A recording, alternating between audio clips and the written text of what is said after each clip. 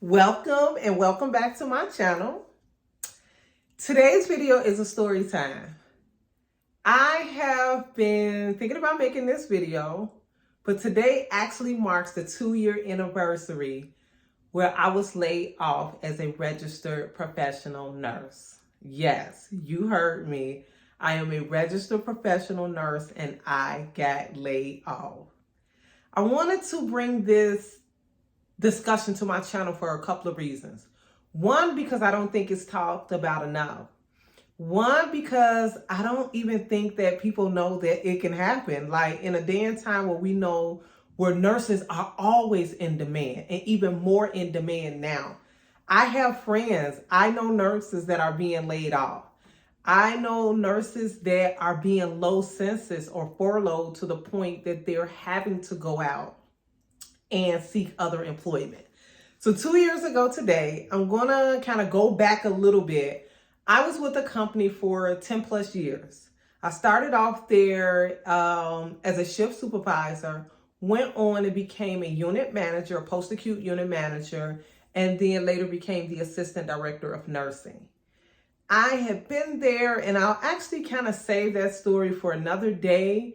But close to the end of my time there, like right when the pandemic was brewing, my workplace became a very, very, very toxic environment. And not only had the environment become very toxic, it had transformed for the worse from the place that I started 10 plus years ago. Everything was kind of being taken from the employee. Where when I started, it was family values, it was the greatest benefits. We could carry over 360 hours of PTO every year.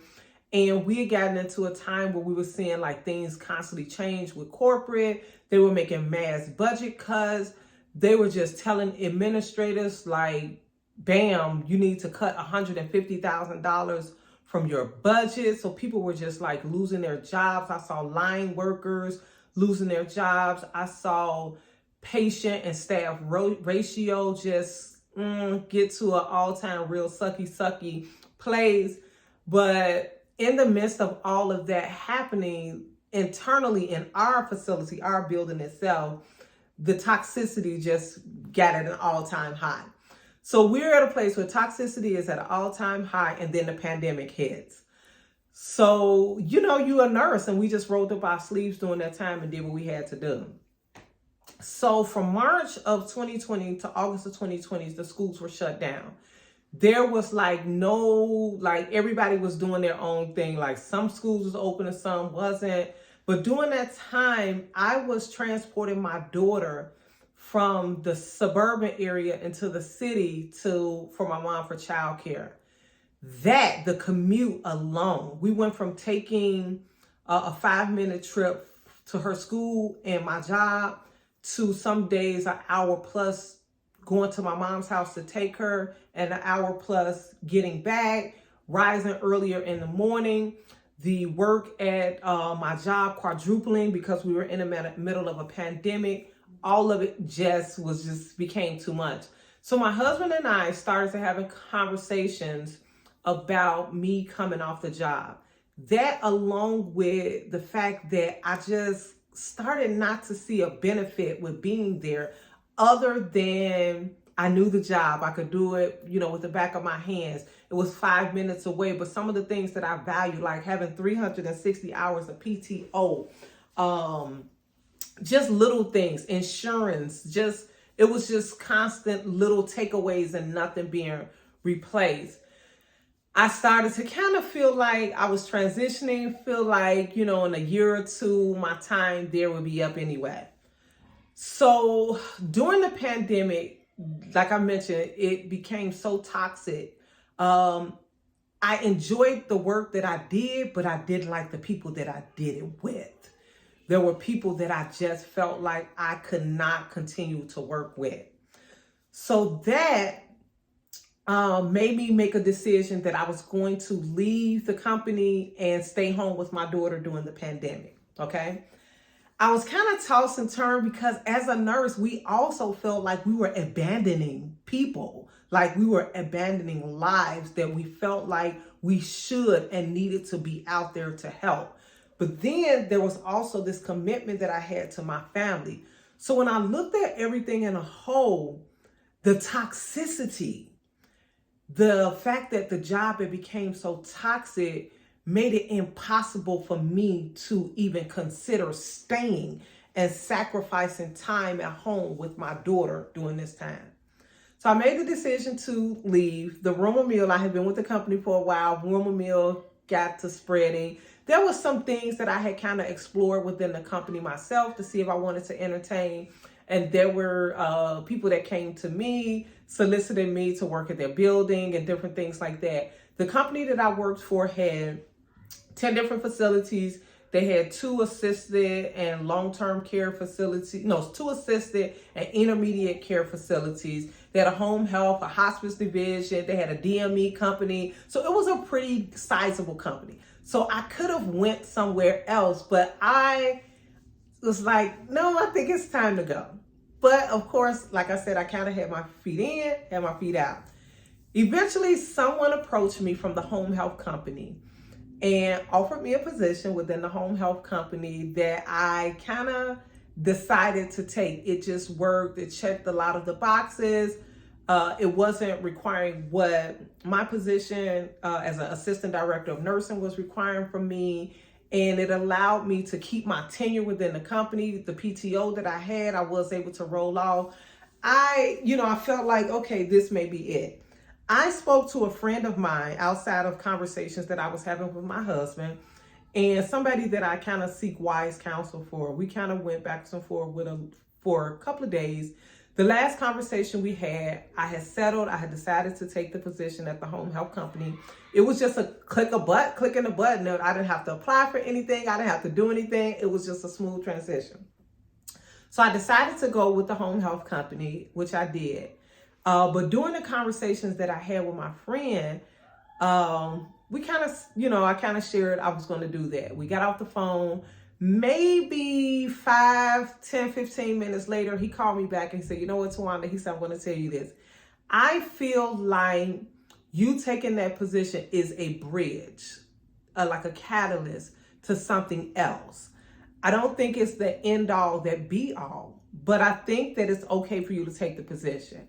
He said, I feel so strongly about it that if you take the position, because we had went all through the feelings and emotions that I was having. I had shared that I thought that I was going into a new season, that life and God was just requiring something else of me in this season.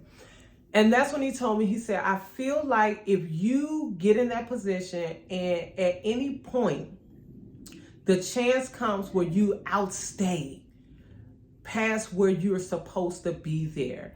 If you stand a chance of staying longer than you should, he said the whole company will just shut down. He said, I believe God will just shut the whole company down. So he said, I have no issue with you taking that job. I took the job. I really liked it. I enjoyed it. I was doing different things. They were asking different things of me, which I was happy to do because I had so much experience as an assistant director of nursing. Okay. So maybe 4.5 months into the job, I got an email asking to jump on a call, which was kind of common because the type of things that I was doing for them that were remote things and just everything. I hopped on this call, and that's when I found out like multiple people was on this call. I didn't really realize it at first. I thought I was going to be on there with somebody from the home health company. And during that call, we were told that the company was closing in about 2 to 3 weeks. That people that were seeing patients was to start wrapping up seeing those patients. If it was any of those patients that they could discharge, they needed to discharge them. If there were patients that continued to need to be seen, they needed to let management know that so they can be transferred to a different company. They let us know that there were opportunities within the company that we could move over into and different things like that. But everybody had like 2 weeks to decide. And then I think even after, if you decided to leave, I think there was like a short frame of time, maybe 30 days or something like that, you could come off. During that call, had to literally make sure that I was on mute because I was laughing hysterically. I remember leaving my cell phone in my bedroom and going downstairs and getting my home phone and calling my friend and letting my friend know what had just happened. And I went back, I joined the call, and ultimately called my husband after, and we kind of discussed some things, and the decision was made for me not to take another opportunity within the company, but to accept my severance pay, to accept my PTO or whatever else that they were offering as a part of our exit package, and to move on. There was administrators that called me because they had director of nursing positions available. They had unit manager positions available. They had all type of supervisory positions available. They had things, flex position. They were offering me to work remotely at home, just doing some of the tasks that they needed done because they didn't have the staff to do it. We were in the middle of a global pandemic. And ultimately, I got laid off, but at the same time, I quit. I decided not to do it. And one of my main motivating factors for deciding not to do that is why I wanted to bring this discussion to my channel, why I wanted to bring it to the table, why I plan on bringing this aspect of my life to my channel is I was able to do that because I was simply prepared. My husband and I live prepared for days like that. We stay prepared as possible. I don't think that we, especially as nurses, we are nowhere near. The average nurse is living paycheck to paycheck. The average nurse cannot afford to be low census. They cannot afford to be furloughed. They cannot afford to be laid off. And that is why I wanted to share this part of my story. I wanted to share this part of my journey. I want us to prepare ourselves. My husband and I, we live debt-free. And this is not to brag or boast because we've always done this. We had to change nothing. If anything, the only thing that we changed in our household during the pandemic was that my income didn't come in. So we didn't save as much because typically I'm a massive saver, we're massive savers, and that's what we did.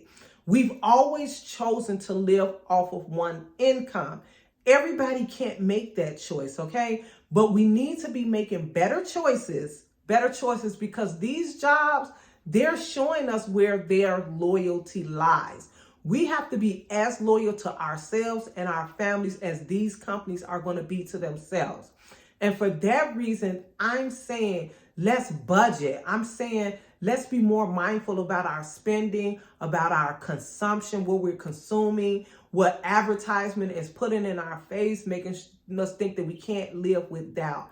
I am just now returning to a full-time working position. And the only reason that I have decided to do that is because my husband and I, like I mentioned, we live debt-free other than our mortgage. We purchased a home during the time of me being, without a job, okay? So we did that during that time, and we are on a debt-free journey, which I plan on sharing with on my channel. I wanted to bring this topic to the discussion because everybody that's being laid off is not from the tech industry.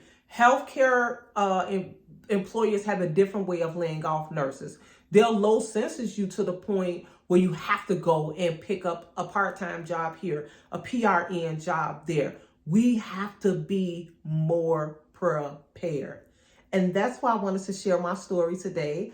I plan on sharing, my whole debt-free journey, our journey all the way to having no mortgage on my channel. But I do want to let it be known that nurses can, nurses do, and nurses are being laid off.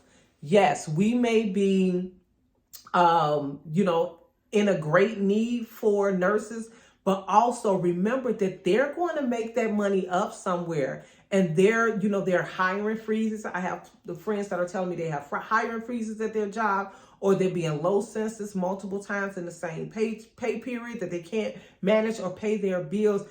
they're going to have to make that money up somewhere. And we as nurses, we're going to have to become more and more prepared with our financial decisions that we're making. So stay tuned. I'm going to be talking more about finances and budgeting on my channel.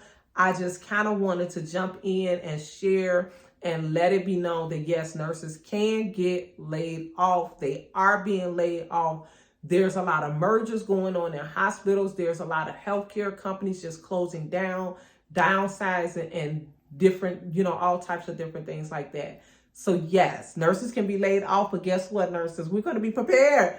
We are preparing. We're preparing for the shift in the economy. We're preparing for the, what the world has to come. So, like I said, I just wanted to bring this conversation to the table. I hope you enjoyed it. I hope I brought in like a different perspective to what's going on right now with the massive layoffs in tech and just all other types of, employment. So again, like, comment, and subscribe for more conversations just like this. Enjoy.